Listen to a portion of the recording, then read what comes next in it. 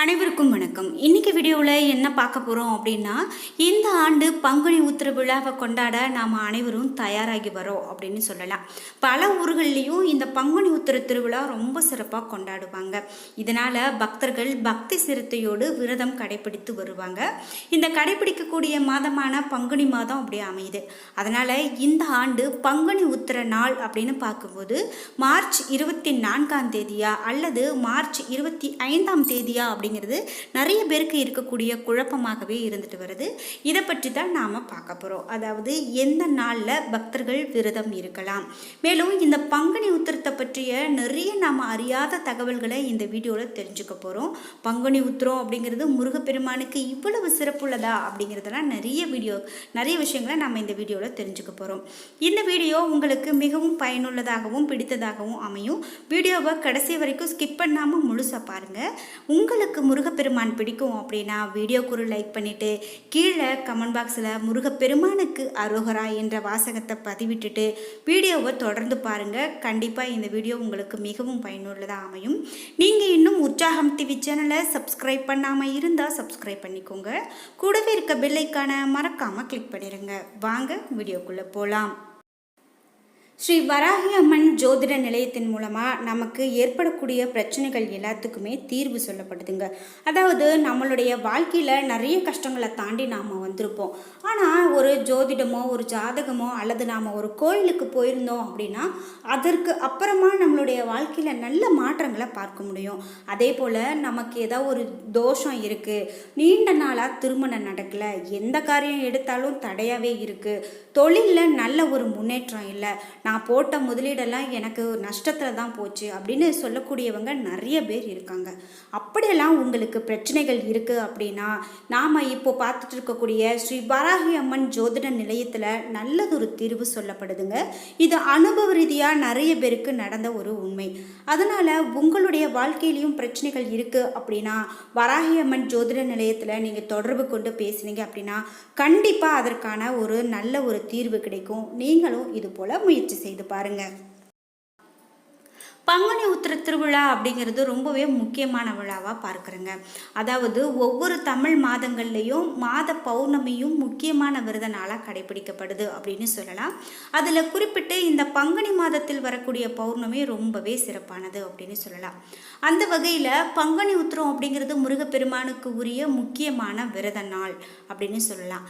எல்லா தெய்வங்களையும் வழிபடுவதற்கு ஏற்ற நாளும் பலரும் அறியாத ஒன்றாகவும் இந்த பங்குனி உத்திர நாள் சொல்றாங்க. பங்குனி மாத பௌர்ணமியும் உத்திர நட்சத்திரமும் இணையக்கூடிய நாளை தான் நாம பங்குனி உத்திரம் அப்படின்னு சொல்றோம். அதாவது தமிழ் மாதங்கள்ல 12வது மாதமாக வரக்கூடியது பங்குனி. அதே போல நட்சத்திரங்கள்ல 12வது நட்சத்திரமாக வரக்கூடியது உத்திர நட்சத்திரம். இவை ரெண்டுமே இணையக்கூடிய நாளை தான் நாம 12 கரங்களை உடைய முருகப்பெருமானுக்கு உரிய விரதங்களை மேற்கொண்டு பங்குனி உத்திர விழாவை நாம கொண்டாடுறோம். குறிப்பிட்டு பங்குனி உத்திரத்தன்னைக்கு முருகன் கோவில்கள்லையும் சிவன் கோவில்கள்லையும் திருவிழாக்கள், மகா உற்சவம், பிரம்மோற்சவம் இவையெல்லாம் நடக்கிறது வழக்கம்தான். குறிப்பிட்டு இந்த நாள் அன்னைக்கு நாம் கோவிலுக்கு சென்று வழிபட்டோம் அப்படின்னா நிச்சயமாக நல்லது. இந்த நாளை தவற விடாமல் முருகப்பெருமானுடைய வழிபாட்டை மேற்கொள்ளுங்க. இந்த ஆண்டு பங்குனி உத்திரம் மார்ச் 25ஆம் தேதி திங்கட்கிழமை அப்படின்னு சொல்கிறாங்க. மார்ச் 24ஆம் தேதி காலை 8:47 மணிக்கு உத்திர நட்சத்திரம் தொடங்கிவிட்டாலும் கூட காலை 11:17 மணிக்கு தான் பௌர்ணமி திதி துவங்குது. மார்ச் 25ஆம் தேதி தான் சூரிய உதய சமயத்தில் பௌர்ணமி திதியும் உத்திர நட்சத்திரமும் இணைந்திருக்கிறது அப்படின்னு சொல்லலாம். இதனால தான் மார்ச் மாதம் 25ஆம் தேதியே பங்குனி உத்திர நாளாக கணக்கிடப்படுகிறது அப்படின்னு சொல்லப்படுது. இப்படி குழப்பமாக நிறைய பேர் இருக்கக்கூடிய நேரத்தில் 25ஆம் தேதியே பங்குனி உத்திரம் என்று நாம் கணக்கில் எடுத்து வழிபாட்டை மேற்கொள்ளலாம். நீங்கள் இந்த பங்குனி உத்திர நாளில் முருகப்பெருமானுக்காக விரதம் இருப்பீங்க அப்படின்னா மறக்காமல் உங்களுடைய உங்களுடைய கருத்துக்களை கமெண்ட் பாக்ஸில் சொல்லுங்கள். அதே போல் இந்த பங்குனி உத்திரத்து அன்னைக்கு இந்த விஷயத்தை கடைப்பிடித்தால் நல்லாயிருக்கும் அப்படின்னு நீங்கள் அனுபவ ரீதியாகவோ அல்லது நீங்கள் கடைப்பிடிக்கக்கூடிய விஷயங்கள், தகவல்கள், கருத்துக்கள் அனைத்தையும் நீங்கள் கமெண்ட் பாக்ஸில் பதிவிடலாம். குறிப்பிட்டு உங்களுக்கு முருகப்பெருமான் பிடிக்கும் அப்படின்னா இந்த வீடியோக்கு ஒரு லைக் பண்ணிவிட்டு கீழே கமெண்ட் பாக்ஸில் ஓம் சரவண பவ சுப்பிரமணியாரே போற்றி என்ற வாசகங்கள் அனைத்தையும் பதிவிடுங்க. கண்டிப்பாக இந்த பங்குனி உத்திர திருநாள் நம்ம எல்லோருக்குமே நன்மையாக இருக்கும் அப்படின்னு சொல்லலாம். இந்த பங்குனி உத்திரம் அப்படின்னு பார்க்கும்போது பங்குனி உத்திர நட்சத்திரம் ஆரம்பம் அப்படின்னு பார்க்கும்போது 24ஆம் தேதியே ஆரம்பங்க. அன்னைக்கு காலை 8:46 மணிக்குன்னு சொல்லலாம். பங்குனி உத்திரம் முடியும் நேரம் மார்ச் 25ஆம் தேதி காலை 11:09. உத்திர நட்சத்திரம் ஞாயிற்றுக்கிழமை அதிகாலை ஞாயிற்றுக்கிழமை அன்னைக்கு காலை 9 மணி அளவில் துவங்குறதால அதனால் பௌர்ணமி ஞாயிறு மதியம் தான் ஏற்படுது. எனவே பங்குனி உத்திரம் ஞாயிற்றுக்கிழமை மதியத்திற்கு மேலே துவங்கி திங்கட்கிழமை வரைக்கும் இருக்கும் அப்படின்னு சொல்கிறாங்க. இதில் முக்கியமான ஒரு விஷயம் என்ன அப்படின்னா 2024 பங்குனி உத்திரம் அன்னைக்கு தான் இந்த ஆண்டுக்கான ஹோலி பண்டிகை வருது. மாத பௌர்ணமி வரக்கூடிய அதே நாளில் சந்திர கிரகணமும் வரக்கூடியதாக இருக்கிறது அப்படின்னு சொல்லலாம். இந்த நாளில் ஹோலி பண்டிகை கொண்டாடுறாங்க. இந்த ஹோலி பண்டிகை அப்படின்னு பார்க்கும்போது 100 வருடங்களுக்கு பிறகு இப்படி இந்த ஹோலி பண்டிகையும் இந்த சந்திர கிரகணமும் சேர்ந்து வந்திருக்கிறது அப்படின்னு சொல்கிறாங்க. இது ரொம்ப ரொம்ப முக்கியமானதாக பார்க்கப்படுதுங்க. ஏன்னா இது இவ்வளவு எளிதானதாக நடக்கக்கூடியது இல்லை, ரொம்பவே அரிதானது. அதனால் இந்த விஷயமும் ரொம்பவே கவனத்தோடு பார்க்கிறதா இருக்குது. அந்த சமயத்தில் நாமளும் பங்குனி உத்திரம் கொண்டாட இருக்கிறோம் அப்படின்னு சொல்லலாம்.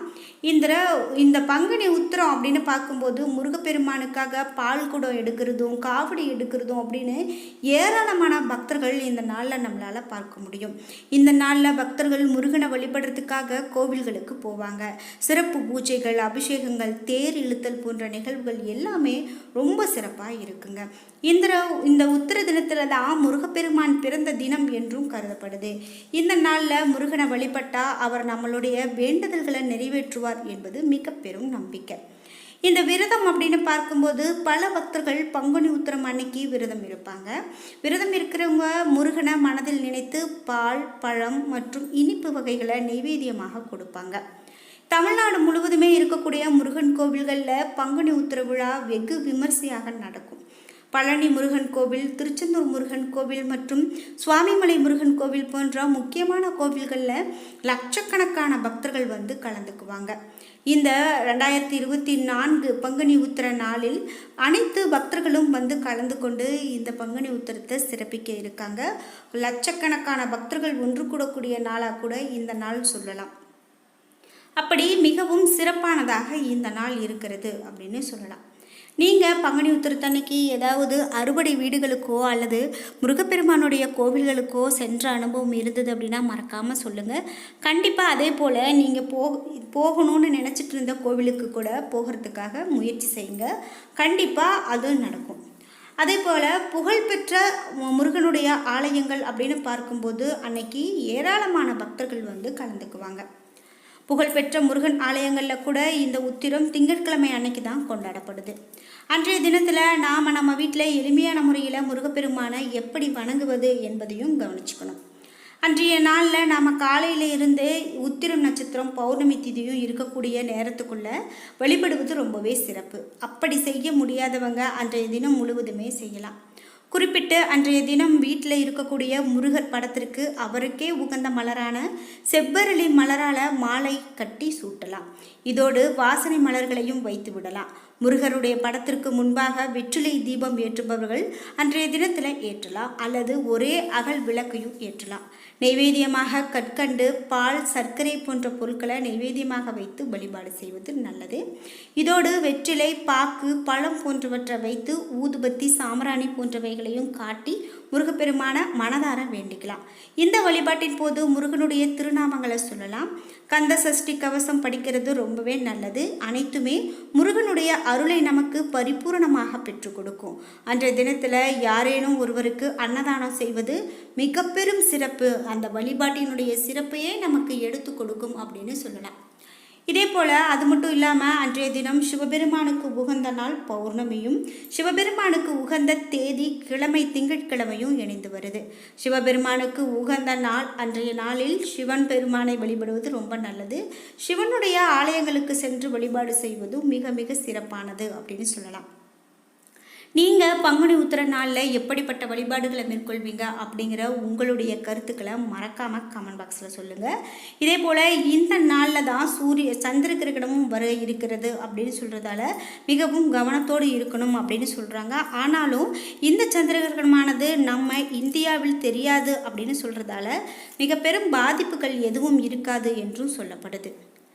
என்ன நண்பர்களே, இன்றைக்கி வீடியோவில் பங்குனி உத்திரம், இந்த பங்குனி உத்திரம் 24ஆம் தேதியா 25ஆம் தேதியா, எத்தனை மணியில் இருந்து தொடங்குது, நாம் எப்படி கொண்டாடலாம் அப்படிங்கிற அரிய தகவல்களை தெரிஞ்சுக்கிட்டோம். இந்த வீடியோ உங்களுக்கு மிகவும் பயனுள்ளதாகவும் பிடித்ததாகவும் இருந்திருக்கும். வீடியோ உங்களுக்கு பிடிச்சிருந்தா லைக் பண்ணுங்கள், ஷேர் பண்ணுங்கள், கமெண்ட் பண்ணுங்கள். நீங்கள் இன்னும் உற்சாகம் டிவி சேனலை சப்ஸ்கிரைப் பண்ணாமல் இருந்தால் சப்ஸ்கிரைப் பண்ணிக்கோங்க.